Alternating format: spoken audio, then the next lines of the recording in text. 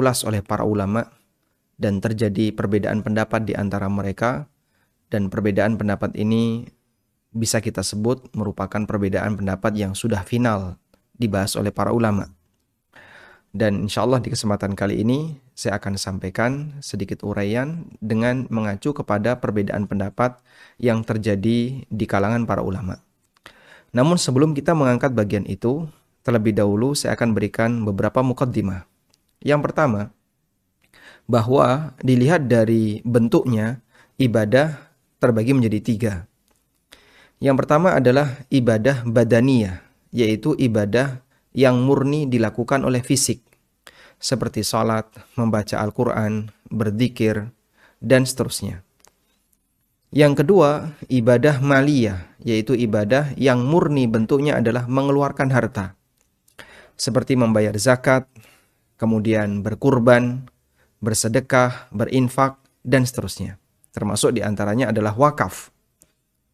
Yang ketiga adalah ibadah gabungan antara badaniyah dan maliyah, di mana ibadah ini dilakukan secara fisik dan untuk melakukannya orang butuh modal yang harus dia keluarkan. Contohnya adalah ibadah haji dan umrah. Baik, ini muqaddimah yang pertama.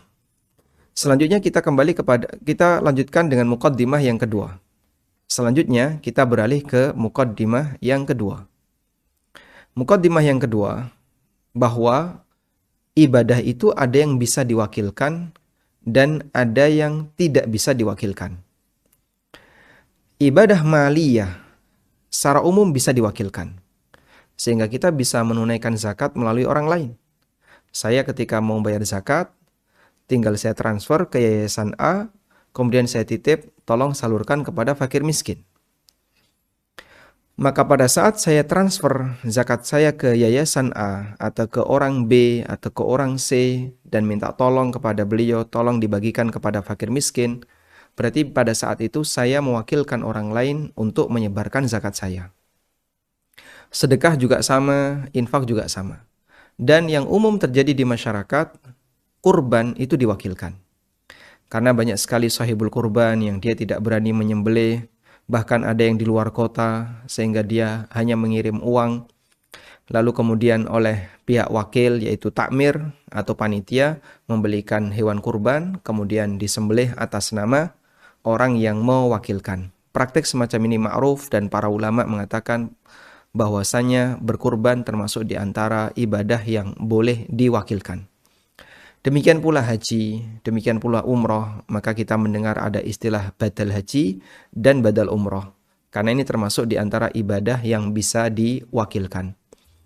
Sebaliknya ada ibadah yang tidak bisa diwakilkan. Sehingga masing-masing orang harus melakukan sendiri-sendiri. Dan tidak bisa dia nyuruh orang lain untuk mewakili dirinya. Secara umum ini berlaku pada ibadah badaniyah secara umum. Meskipun ada sebagian ibadah badaniyah yang bisa diwakilkan. Contohnya apa Pak? Sholat. Sholat nggak bisa diwakilkan. Sehingga kalau saya sudah selesai sholat isya misalnya, lalu ada teman saya yang belum sholat isya, kemudian dia pesan, tolong dong saya diwakilin untuk sholat isya. Kemudian saya laksanakan sholat isya yang kedua, mewakili teman saya. Atau mewakili orang yang sudah tidak mampu mengerjakan sholat secara sempurna karena sakit. Sah nggak seperti ini? Tidak sah. Kenapa? Karena sholat bukan ibadah yang bisa diwakilkan. Sholat bukan termasuk ibadah yang bisa diwakilkan. Demikian pula ibadah membaca Al-Quran, berzikir, itu tidak bisa diwakilkan. Maka kalau ada orang yang tidak bisa baca Quran, yang dilakukan bukan dia mewakilkan orang lain, tapi dia harus belajar. Bagaimana agar dia bisa membaca Al-Quran dengan benar. Sehingga dia nanti bisa melakukan amalan berupa membaca Al-Quran, demikian pula amalan dzikir dan seterusnya. Kemudian, muqaddimah yang ketiga. Para ulama menegaskan, bahkan sebagian mengatakan sepakat, bahwa untuk ibadah yang bisa diwakilkan, maka pahalanya bisa dihadiahkan kepada mayit. Ibadah yang bisa diwakilkan, pahalanya bisa dihadiahkan kepada mayit. Di sini saya akan sebutkan keterangan yang disampaikan oleh Imam Zakaria Al-Ansari, beliau mengatakan, wa yanfa'uhu ay al-mayyit min warithin wa ghairihi sadaqatun wa du'aun bil ijma' wa ghairihi. Sedekah dan doa, baik yang dilakukan oleh ahli waris maupun yang bukan ahli waris, bisa bermanfaat kepada mayit bil ijma' dengan sepakat ulama. Ini sebagaimana kutipan yang disebutkan dalam kitab Fathul Wahhab. Kemudian keterangan yang lain disampaikan oleh Ibnu Qudamah rahimahullah. Beliau mengatakan dalam Asy-Syarhul Kabir, amma ad-du'a'u wal istighfaru was sadaqatu wa qada'ud daini wa ada'ul wajibati fala na'lamu fihi khilafan idza kanatil wajibatu mimma yadkhuluhun niyabah.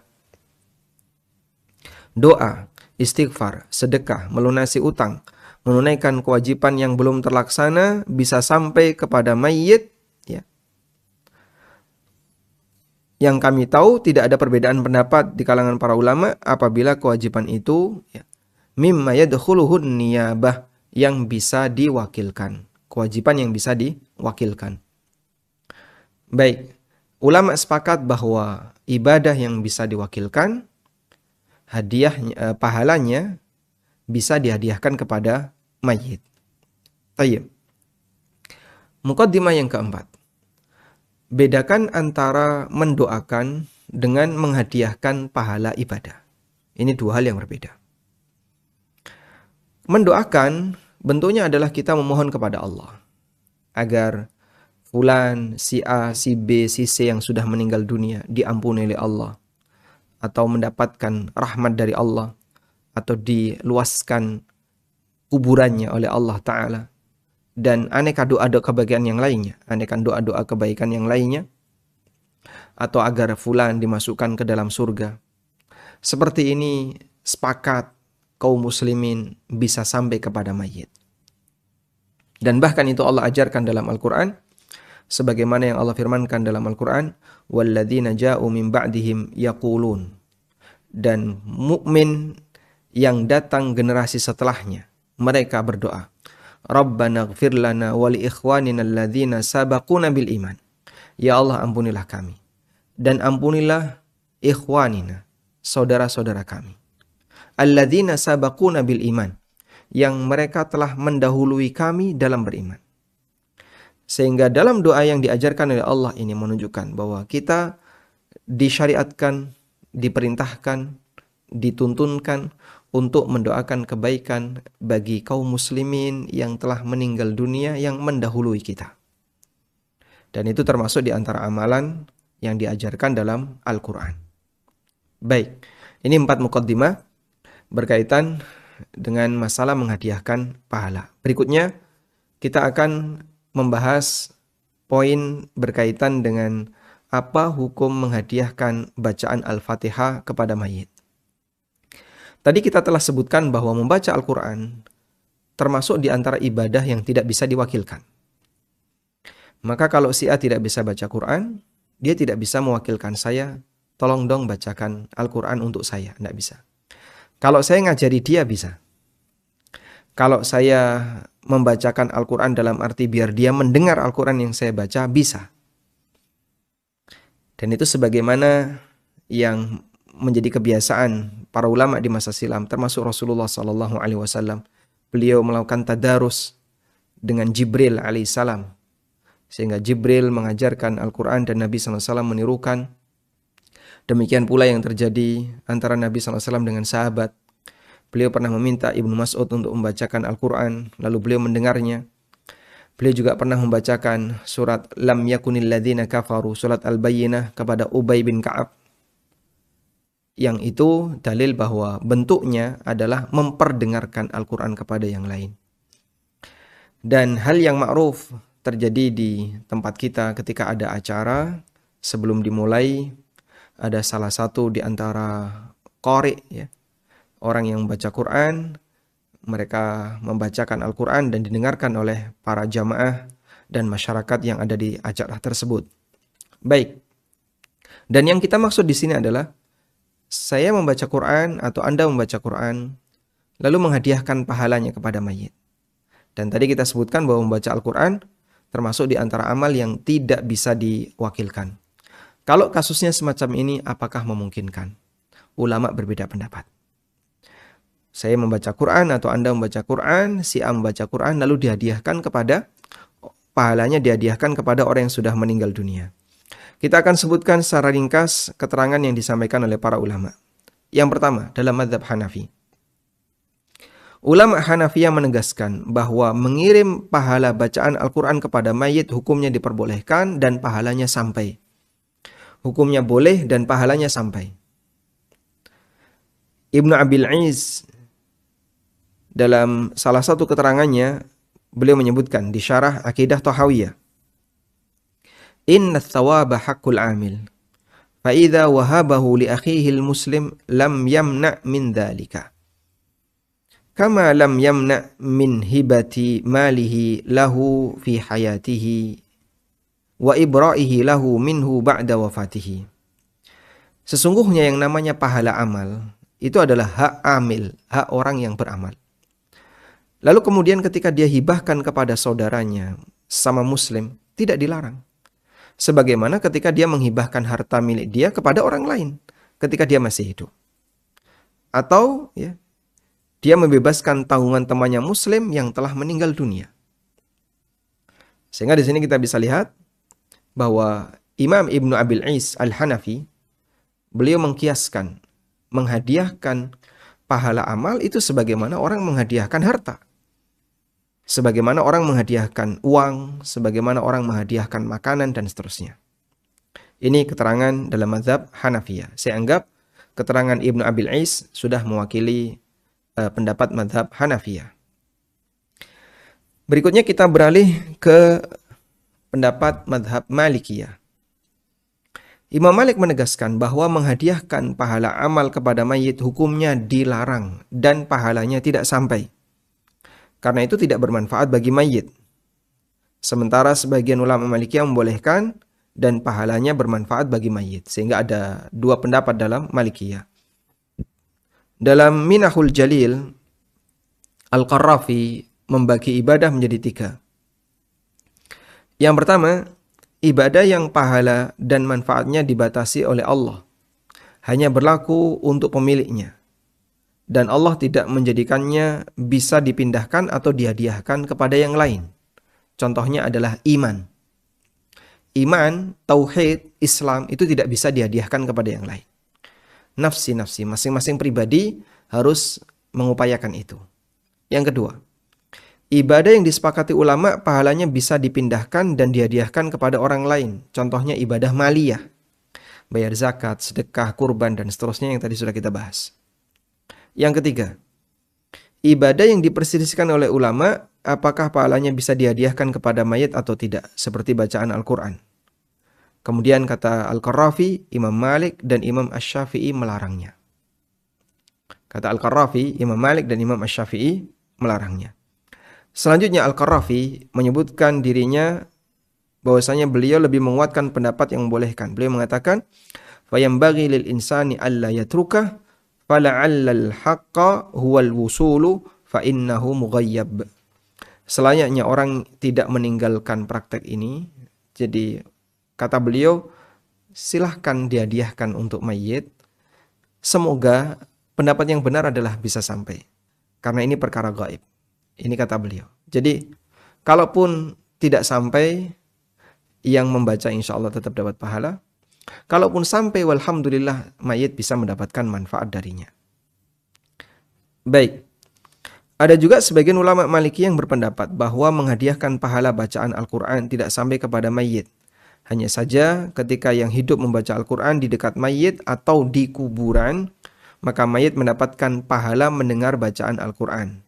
Namun pendapat ini ditolak oleh Al-Qarrafi karena mayit tidak bisa lagi beramal. Sehingga mana mungkin dia bisa dapat tambahan pahala dengan mendengarkan Al-Quran. Dan Nabi SAW mengatakan, "Idza matal insan inqata'a amaluh." Apabila manusia itu mati, maka terputus amalnya. Sehingga jangan dipahami kalau orang membaca Al-Quran di kuburan, mayit mendapatkan pahala karena menyimak bacaan Al-Quran, itu tidak mungkin. Sebab orang yang sudah mati amalnya terputus sehingga dia tidak bisa lagi beramal. Baik, kita beralih ke pendapat Syafi'iyah. Pendapat yang masyhur dari Imam Asy-Syafi'i rahimahullah, bahwasanya beliau melarang menghadiahkan bacaan Al-Quran kepada mayit dan itu tidak sampai.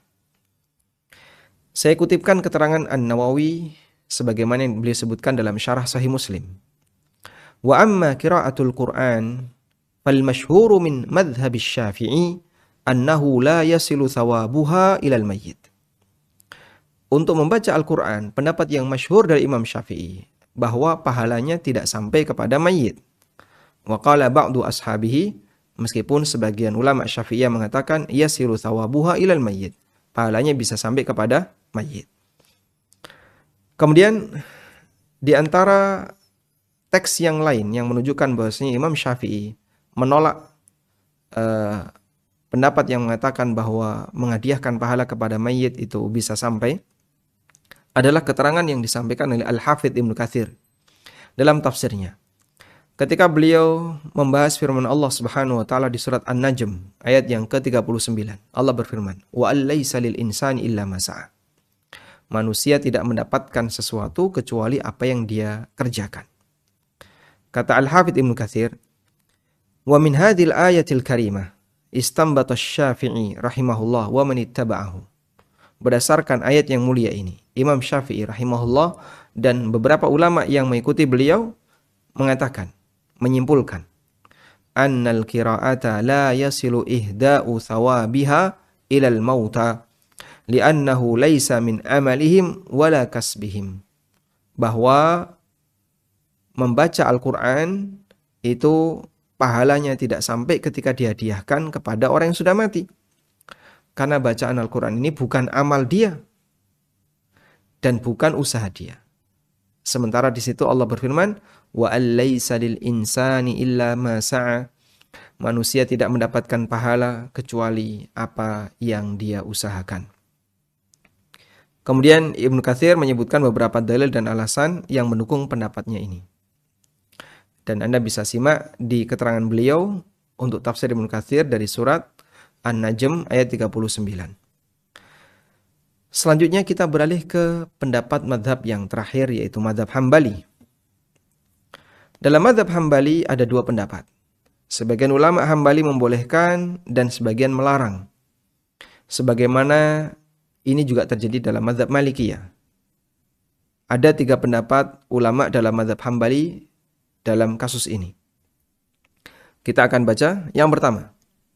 Boleh menghadiahkan pahala bacaan Al-Quran kepada mayit dan itu bisa sampai kepada mayit. Ini pendapat yang masyhur dari Imam Ahmad. Pendapat yang kedua.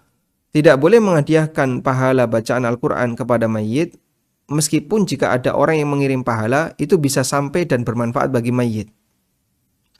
Jadi tidak boleh dilakukan, tapi kalaupun ada yang melakukannya, maka ada peluang pahala itu sampai kepada mayit. Dan ini adalah pendapat, kata Al-Buhuti, ini adalah pendapat mayoritas ulama Hambali.